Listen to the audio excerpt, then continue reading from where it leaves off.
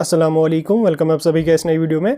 तो जिस तरह आप सभी को बताया कि PMSSS सेशन 2023 के एप्लीकेशन फॉर्म्स जो है वो 20 मई से लगना शुरू हो चुके हैं, 22 मई से लगना शुरू हो चुके हैं और लास्ट डेट जो आपकी रहने वाली है वो यहाँ पे आपकी 20 जून रहने वाली है। ठीक, आज जो वीडियो हमारा रहने वाला है ये बहुत ज़्यादा इंपॉर्टेंट रहने वाला है सारे स्टूडेंट्स के लिए। आज की इस वीडियो में हम समझ लेंगे जो PMSSS के अंडर कोर्सेज होते हैं उनके बारे में हम देख लेंगे कौन कौन सा कोर्स आप PMSSS के अंडर कर सकते हैं, और उसके साथ साथ सबसे इंपॉर्टेंट जो उसमें होता है सिलेक्शन का प्रोसीजर, यानी कि किस कोर्स के लिए आपको इंट्रेंस देने मतलब इंट्रेंस के बेस पे सिलेक्शन हो जाएगी, किस कोर्स में आपको विदाउट इंट्रेंस सिलेक्शन हो जाएगी। सब कोर्सेज का मैं आपको डिटेल में समझाऊंगा, तो वीडियो आपके लिए बहुत ज़्यादा इंपॉर्टेंट है।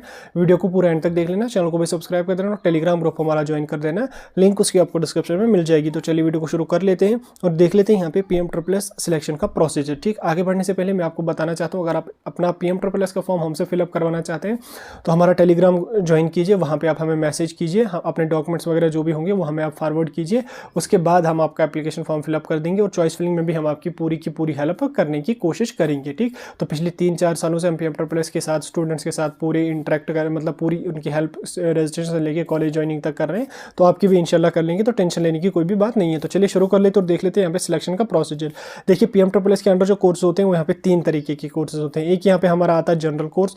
जनरल कोर्सेज में हमारा आता है BA, BSc, BCom, यानी कि सिंपल ग्रेजुएशन जिसको हम कहते हैं, ऑनर्स कर लो आप या बाकी जर्नलिज्म वगैरह, ये सारे के सारे कोर्सेज आते हैं जनरल कोर्सेज में। इनकी अगर मैं सीट्स की बात करूं तो जनरल कोर्सेज में यहाँ पे 2070 सीट्स होती हैं। ठीक, हर साल 2070 सीट्स होती हैं।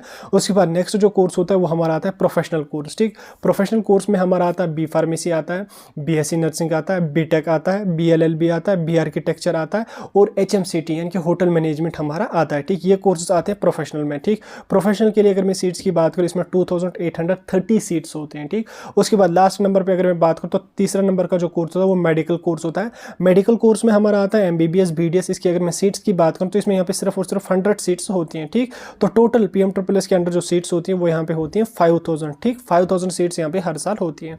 अब इतना तो आपको समझ आ गया, थोड़ा इसके बारे में अब हम सिलेक्शन का प्रोसीजर समझ लेंगे। देखिए जो हमारे जनरल कोर्सेज होते हैं जिसमें हमारा सिंपल ग्रेजुएशन आता है, चाहे आप BA कर लो, BSc कर लो, BCom कर लो या ऑनर्स किसी भी सब्जेक्ट में कर लो या जर्नलिज्म में चले जाओ, ये सारे कोर्सेज जो होते हैं ये सारे के सारे कोर्सेज हमारे आते हैं जनरल कोर्सेज में। इन जनरल कोर्सेज का जो सिलेक्शन का प्रोसीजर होता है इसमें जो है मैक्सिमम यूनिवर्सिटीज़ ने इंट्रेंस रखा है। ठीक, काफ़ी सारी यूनिवर्सिटीज़ ने इंट्रेंस रखा है, वो आपको इंट्रेंस के बेस पे सिलेक्शन करेंगे। इंट्रेंस कौन सा आपको देना पड़ेगा? CUET। ठीक, लेकिन बहुत सारी स्टेट और मतलब प्राइवेट यूनिवर्सिटीज़ हैं जिनमें आपको विदाउट इंट्रेंस भी सिलेक्शन हो जाएगी, यानी कि जिन कैंडिडेट्स ने इंट्रेंस नहीं दिया है उन कैंडिडेट्स को टेंशन लेने की कोई भी बात नहीं है, वो आपको विदाउट इंट्रेंस भी लेंगे। ठीक, इसमें आप बिल्कुल परेशान मत हो जाना कि जनरल कोर्स मुझे करना है, मुझे इंट्रेंस मैंने दिया ही नहीं है बाहर की किसी यूनिवर्सिटी का, तो कोई टेंशन नहीं है, टेंशन बिल्कुल भी मतलब इतनी सारे कॉलेजेस हैं, सारे कॉलेज आपको इंट्रेंस के बेस पे सिलेक्शन नहीं करेंगे। काफ़ी कॉलेज आपको विदाउट इंट्रेंस यानी कि 12th के मार्क्स के बेस पे करेंगे। हाँ, अगर आपने CUET किसी बाहर की यूनिवर्सिटी के लिए दिया है तो आपके लिए बहुत अच्छा है, आपने दिया है तो ठीक है, लेकिन अगर आपने ना भी दिया है तो भी आपको टेंशन लेने की कोई भी बात नहीं है, आपको विदाउट इंट्रेंस भी हो जाएगी, आपको 12th के मार्क्स के बेस पे हो जाएगी। लेकिन मैक्सिमम यूनिवर्सिटीज़ में जो होगा वो आपका इंट्रेंस होगा, क्योंकि सेंट्रल यूनिवर्सिटीज़ वगैरह जो है वो सारी की सारी PMSSS के अंडर आती हैं। उसके बाद स्टेट यूनिवर्सिटीज़ भी बहुत सारी PMSSS के अंडर आते हैं और प्राइवेट यूनिवर्सिटीज़ भी बहुत सारी PMSSS के अंडर आती हैं। इनमें बहुत सारी यूनिवर्सिटी जो है वो विदाउट इंट्रेंस भी लेते हैं, यानी कि आपके 12th के मार्क्स के बेस पे भी लेते हैं। ठीक, अब यहाँ पे आपको क्लियर हो गया जनरल कोर्सेज जो है हमारा सिंपल ग्रेजुएशन होती है, BA कर लो, BSc कर लो, BCom कर लो, ऑनर्स किसी सब्जेक्ट में कर लो, जर्नलिज्म में चले जाओ, ये बहुत सारे जनरल के और भी कोर्सेज होते हैं, नाम मुझे याद होगा नहीं, आप सिलेक्शन लिस्ट चेक कर सकते हैं, उधर आपको सारा नाम देखने को मिलेगा। उनमें आपको मैक्सिमम यूनिवर्सिटीज़ में CUET के बेस पे होगी और कुछ यूनिवर्सिटीज़ में आपको विदाउट CUET भी होगी। ठीक, तो टेंशन बिल्कुल भी मत लो, अगर आपने इंट्रेंस दिया है तो अच्छी बात है, ना भी दिया है तो भी चिल रहो, कोई भी मसला यहाँ पे नहीं है। ठीक, उसके बाद नेक्स्ट जो हमारा आता है प्रोफेशनल कोर्सेज। देखिए प्रोफेशनल कोर्सेज में बहुत सारे कोर्सेज आते हैं। पहले अगर मैं बी आर्किटेक्चर की बात करूं, B आर्किटेक्चर इसमें तो बहुत कम ही स्टूडेंट जाते हैं, तो B आर्किटेक्चर जो हमारा होता है इसमें जो सिलेक्शन होती है वो यहाँ पे आपको नाटा का इंट्रेंस देना पड़ता है। ठीक, NATA का एक इंट्रेंस होता है, वो यहाँ पे आपको देना पड़ता है। नाटा के इंट्रेंस के बेस पे ही आपको B आर्किटेक्चर में एडमिशन हो जाएगा। ठीक, इसमें आपको B आर्किटेक्चर जो है इसमें आपको विदाउट इंट्रेंस बिल्कुल भी सिलेक्शन नहीं होगी, इसमें आपको किसी भी यूनिवर्सिटी में मार्क्स के बेस पे नहीं होगी, इसमें यहाँ पे आपको नाटा का इंट्रेंस यहाँ पे देना देना पड़ता है, ठीक। नाटा का एंट्रेंस आपको क्वालिफाई करना कंपलसरी है। उसके बाद काउंसलिंग जो होगी उसमें करके आपको अपना एडमिशन जो है वो करवा देना है, ठीक। तो बी आर्किटेक्चर जो हमारा होगा इसमें जो सिलेक्शन होगी वो आपको नाटा के एंट्रेंस के बेस पे होगी। उसके बाद बी एलएलबी की अगर मैं बात करूं, बी एलएलबी जो हमारा होता है इसमें जो सिलेक्शन आपकी होती है वो आपको क्लैट का एंट्रेंस एक होता है, ठीक। क्लैट का एक एंट्रेंस होता है, उस एंट्रेंस के बेस पे आपको बी एलएलबी में सिलेक्शन हो जाएगी, ठीक। अगर आपको बी एलएलबी करना है तो आपको क्लैट का एंट्रेंस देना कंपलसरी। विदाउट क्लैट एंट्रेंस आप बी एलएलबी में पीएम ट्रिपल एस के अंडर एडमिशन नहीं ले सकते। पीएम ट्रिपल एस के अंडर भी क्या, कहीं पे भी आपको जो है वो क्लैट के बिना एडमिशन नहीं मिलेगा, ठीक। इसलिए क्लैट का जो एंट्रेंस देना है वो आपको कंपलसरी है बी एलएलबी के लिए, ठीक। किसी भी यूनिवर्सिटी किसी भी कॉलेज में आप जाओ विदाउट क्लैट आप एडमिशन नहीं ले सकते हैं, ठीक। हो गया आपको बी एलएलबी का भी क्लियर। नेक्स्ट हम करेंगे बी फार्म की बात। तो बी फार्म जो हमारा होता है इसमें आपको विदाउट एंट्रेंस, इसमें कोई भी एंट्रेंस सीयूईटी नीट वगैरह कोई किसी भी यूनिवर्सिटी में किसी भी कॉलेज में कोई भी ऐसा चक्कर वगैरह होता नहीं है।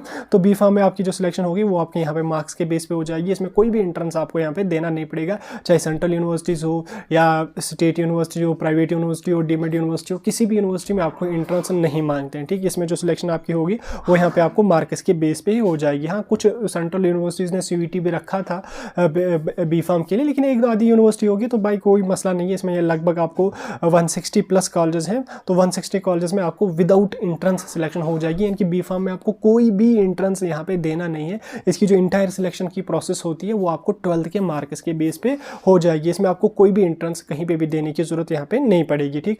नेक्स्ट हम करेंगे बात बीएससी नर्सिंग, जिसमें मैक्सिमम कैंडिडेट्स जाते हैं। तो बीएससी नर्सिंग जो हमारा होता है इसमें एक दो यूनिवर्सिटीज़ हैं। इसमें अगर आप देखोगे एआईएसटी ने जो एक नोट्स भी जारी किया है इसके बारे में, देखिए इसमें एक दो यूनिवर्सिटीज़ हैं जिनमें आपका जो सिलेक्शन होता है वो यहाँ पे नीट के बेस पे हो जाती है। एक तो दिल्ली की एक यूनिवर्सिटी है, नाम मुझे अभी याद नहीं, गुरु गोबिंद सिंह यूनिवर्सिटी, हाँ गुरु गोबिंद सिंह यूनिवर्सिटी है, जिसमें आपकी सिलेक्शन होगी वो नीट के बेस पे होगी। वो आपको मार्क्स के बेस पे नहीं सिलेक्शन देंगे, इसलिए जब आप चॉइस फिलिंग करोगे तो गुरु गोबिंद सिंह यूनिवर्सिटी को जो है वो बिल्कुल भी सिलेक्ट नहीं करना, ठीक। तो लास्ट ईयर भी कई कैंडिडेट्स ने की थी वो सिलेक्ट, उसमें फिर उनकी सिलेक्शन भी हो गई थी, लेकिन उनका नीट क्वालिफाई नहीं था या नीट में मार्क्स कम थे, फिर उनका एडमिशन वहाँ पे कैंसिल करके फिर एआईएसटी ने उनको चंडीगढ़ वगैरह शिफ्ट वगैरह किया प्राइवेट कॉलेज में। तो इसलिए आप भी देख लेना, जो बीएससी नर्सिंग है दिल्ली में जो गुरु गोबिंद सिंह यूनिवर्सिटी है उसके एफिलिएटेड कॉलेजेस आई थिंक 5 हैं, जिसमें मैक्सिमम जो है वो वुमेन कॉलेजेस ही हैं, ठीक। तो उनमें जो सिलेक्शन होगी वो आपको नीट के स्कोर पे होगी, और नीट का आपको स्कोर भी अच्छा खासा होना चाहिए।